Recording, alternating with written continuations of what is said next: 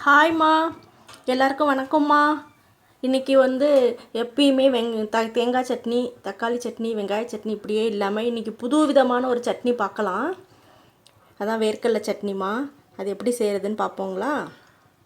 வித்தியாசமாக இருக்கும்ல, எப்பயுமே ஒரே மாதிரி சாப்பிட்றதுக்கு இது கொஞ்சம் வித்தியாசமாக இருக்கும். இட்லிக்கு, தோசைக்கு எல்லாத்துக்குமே நல்லாயிருக்கும். அது செய்கிறது காட்டுறேன் நான் உங்களுக்கு. வேர்க்கடலை ரொம்ப நல்லதுமா உடம்புக்கு. பிள்ளைங்களுக்கும் ப்ரோட்டீன் ஜாஸ்தியாக இருக்கும்.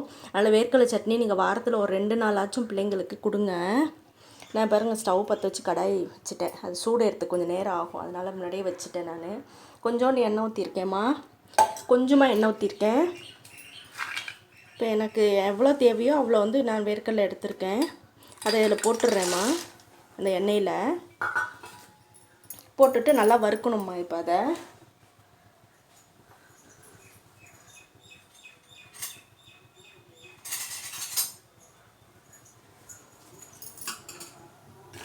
போட்டுட்டு நல்லா அதை வறுக்கணும்மா.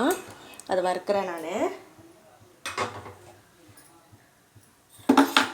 ஒரு சைடு இட்லியை ஊற்றி வச்சுட்டோன்னா சட்னியும் அதுவும் ரெடி ஆகிடும்மா. இது பாருங்கள், வதங்குது பார்த்தீங்களா? இது வதங்கட்டும்.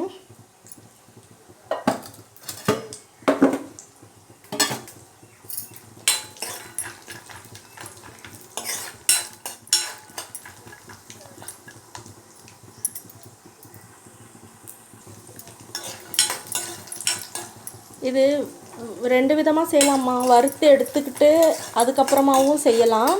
இப்போ இதுவும் நல்லாயிருக்கும்மா. இந்த மாதிரியும் செய்யலாம். நான் வறுக்கிறதும் இன்னொரு வாட்டி காமிக்கிறேன் உங்களுக்கு. இப்போ எனக்கு சட்டுன்னு வேணுன்றதுனால நான் டக்குன்னு இந்த மாதிரி செஞ்சேன். இதுவும் நல்லாயிருக்கும்மா. இந்த சட்னியும் நீங்கள் செஞ்சு பாருங்கள். உடம்புக்கு நல்லது, பிள்ளைங்களுக்கு நல்லது, நமக்கும் லேடிஸ்க்கும் நல்லது. ப்ரோட்டீன் சேர்ந்தால் நல்லது தானே. அதனால் வாரத்தில் ஒரு 2-3 நாளாச்சும் இந்த சட்னி செஞ்சுருங்க. எங்கள் வீட்டில் பிடிக்குன்றதுனால நானும் 2-3 நாள் செஞ்சிருவேம்மா.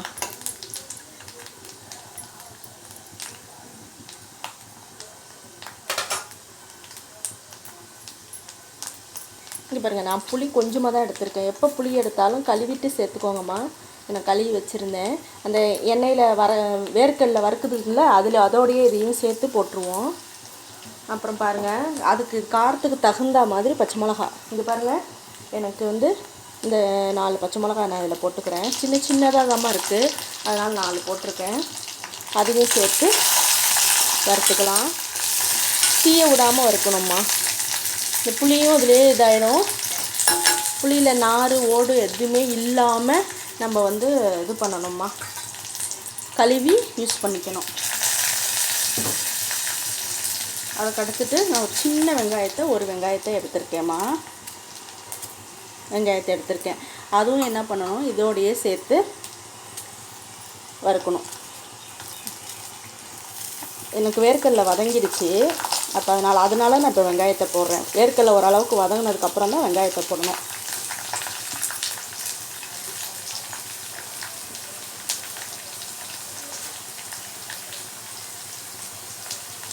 சும்மா ஒரே ஒரு பூண்டு போடுறேம்மா. நான் ஒரு பூண்டை ஒண்டி போடுறேன்.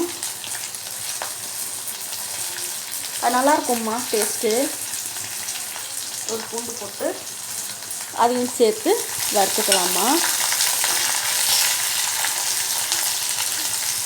அவ்வளோதாம்மா. பாருங்கள், வெங்காயமும் வதங்கிடுச்சு. நமக்கு இது கொஞ்சம் ஆறுனதுக்கப்புறமா நான் உங்களுக்கு மிக்சியில் போட்டுட்டு நான் உங்களுக்கு காட்டுறேன்.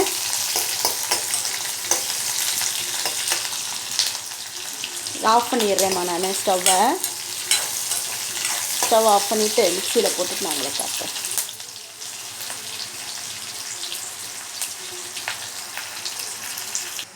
இங்கே பாருங்கம்மா, மாவு நேற்று மாவுக்கு ஒரு டிப்ஸு போட்டிருக்கேன். ஷார்ட்ஸில் இருக்கும், போய் பாருங்கள். மாவு பொங்கி வர்றதுக்கு இங்கே பாருங்கள், பாதி இருந்துச்சு, எவ்வளோ பொங்கிருச்சு பாருங்கள்.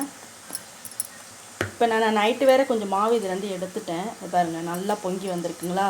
அந்த டிப்ஸு வேணும்னா நீங்கள் போயிட்டு இதில் ஷார்ட்ஸில் போய் பாருங்கள். மாவு எப்படி வந்து பொங்காமல் இருக்கிற மாவை எப்படி பொங்க வைக்கிறதுன்னு நான் காமிச்சிருக்கேன். அது போய் ஷார்ட்ஸில் பாருங்கள். இப்போ நம்ம இட்லி ஊற்றலாம். இட்லி ஊற்றி வச்சுருக்கேன். நமக்கு சட்னி ஆறி மிக்ஸி போட்டு வரதுக்குள்ளே நமக்கு இட்லி வெந்துடும். பாருங்கம்மா, இட்லி ஊற்றி வச்சுருக்கேன், மூடி வச்சிடுறேன். உப்பு போட்டுக்கலாம்மா. சட்னிக்கு உப்பு போட்டு அரைச்சிக்கலாம். அரைச்சிட்டு வந்துடுறேன், மிக்ஸி போட்டு வந்துடுறேன். அம்மா இங்கே பாருங்கம்மா, சட்னி அரைச்சிட்டு வந்துட்டேன். இதில் போடுறேன். நான் போட்டுட்டு உங்களுக்கு இப்போ நான் தாளித்து காமிச்சிட்றேன். இது கொஞ்சம் தண்ணி சேர்த்துக்கணும்மா.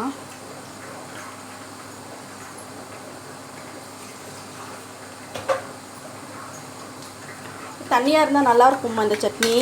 ரொம்ப கட்டியாக இருக்கணும் இல்லை. இந்த மாதிரி கட்டியாக இருந்துச்சுன்னா நீங்கள் சாப்பாட்டுக்கு வச்சுக்கலாம். சாப்பாட்டுக்கு போட்டு கலக்கி சாப்பிட்டிங்கன்னா செம்ம டேஸ்ட்டாக இருக்கும்மா இது.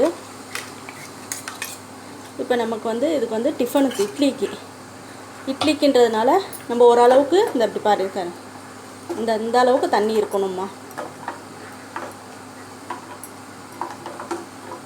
பார்த்துட்டிங்களா?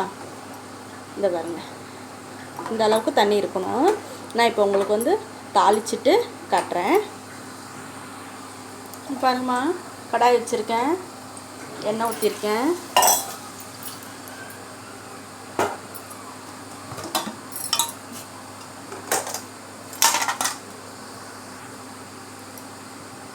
கடுகு, 2 உளுந்து,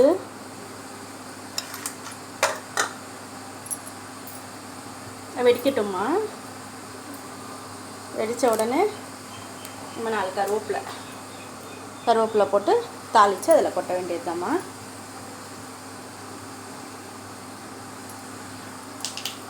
கருவேப்பிலை போட்டுடலாம்மா.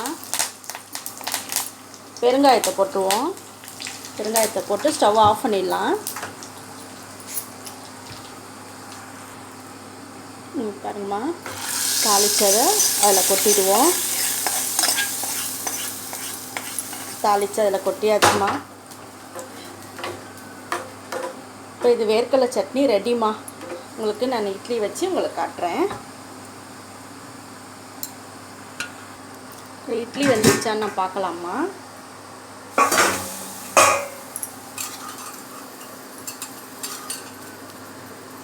வெந்துருச்சுமா. பாருங்கள், இட்லி வெந்துருச்சு. இட்லியும் ரெடி ஆகிடுச்சு, உங்களுக்கு சட்னி ரெடி ஆகிடுச்சு. நான் உங்களுக்கு தட்டில் வச்சு காட்டுறேன். இங்கே பாருங்கம்மா, இட்லி எடுத்து தட்டில் வச்சிடல நம்ம சட்னி ஊற்றி காட்டுறேன். பாருங்கம்மா, இட்லி எவ்வளோ சாஃப்டாக நல்லா இருக்குது. ஒரு பிட்டு கூட ஒட்டாமல் வந்திருக்கு பார்த்தீங்களா? இப்போ சட்னி ஊற்றுறேன். இப்போ நம்ம வேர்க்கடலை சட்னியை இட்லி மேலே இப்படி ஊற்றி அப்படி சாப்பிட்லாமா. சூப்பராக இருக்கும்மா இந்த சட்னிக்கும் இந்த இட்லிக்கும். நீங்களும் செஞ்சு பாருங்கள். செஞ்சு பார்த்துட்டு எப்படி இருந்துச்சு கமெண்ட்ஸ் பண்ணுங்கள். கமெண்ட் பாக்ஸில் எழுதி அனுப்புங்க. இந்த இட்லிக்கு இந்த சட்னி சூப்பராக இருக்கும். இந்த வீடியோ பிடிச்சிருந்துச்சின்னா லைக் பண்ணுங்கள், ஷேர் பண்ணுங்கள். யாரும் பெரிய வீடியோ பார்க்க மாட்டேன்றீங்கம்மா. பெரிய வீடியோ பாருங்கள், சப்ஸ்கிரைப்பும் பண்ணுங்கள். அதுவும் பண்ண மாட்டேன்றீங்க, பண்ணுங்கள்.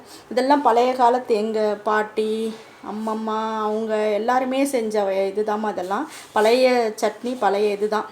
அதனால் நீங்கள் இதெல்லாம் பாருங்கள். இதை பார்த்து செஞ்சு சாப்பிடுங்க. உடம்புக்கு ரொம்ப நல்லது. ப்ரோட்டீன் சத்து நிறைய இருக்குது வேர்க்கடலை சட்னியில். ஓகேம்மா, இந்த வீடியோ பிடிச்சிருந்துச்சுன்னா லைக் பண்ணுங்கள், ஷேர் பண்ணுங்கள், சப்ஸ்கிரைப் பண்ணுங்கள். ஓகே, தேங்க்யூம்மா.